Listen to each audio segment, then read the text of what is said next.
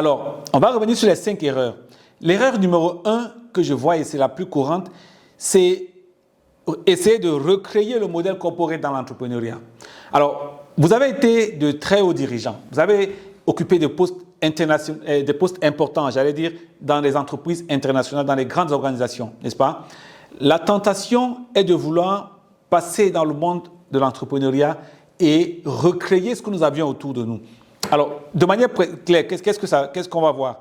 On va voir un dirigeant qui est habitué à avoir de grands espaces, de grands bureaux, de grands moyens logistiques, de grandes équipes, vouloir se lancer dans l'entrepreneuriat en reconstituant automatiquement une grande équipe, de grands locaux, en fait, des moyens prestigieux pour pouvoir démarrer.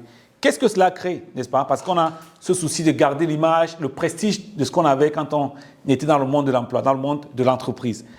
La contrainte, c'est qu'on essaie d'amener très haut le niveau de charge fixe dès le départ. Imaginez vous prendre un grand local, recruter des personnes avec un salaire important, alors que l'entreprise n'est pas encore en train de produire.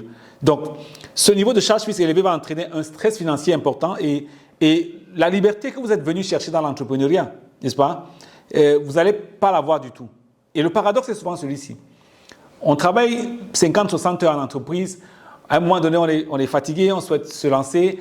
On démarre avec un niveau de charge très élevé. Et à la fin, on travaille encore plus parce qu'il faut aller chercher à gagner un peu d'argent, même en dehors de ce qui était le plus important pour pouvoir faire fonctionner la grosse structure qu'on a. Donc, l'erreur numéro 1, c'est celle-là. Et le message clé que je peux vous donner ici en sortant de là, c'est de dire, même si on a été grand dirigeant, apprenons à démarrer petit, parce qu'il faut commencer très léger, commencer très agile. Pourquoi? Parce que même quand on commence, on n'est pas encore 100% sûr de ce qu'on va faire effectivement. On pense avoir une idée très claire. Mais ce qui se passe, c'est quoi? On a une idée dans notre esprit. On pense à ce qu'on veut faire dans notre esprit. Et très souvent, on ne pense pas du point de vue du marché. Donc, il faut s'habituer à savoir que c'est le marché qui va en réalité déterminer ce que nous allons faire pour la suite. Donc, à ce moment, il faut rester très vigilant, très flexible, agile, en commençant petit, en testant le marché pour pouvoir corriger rapidement.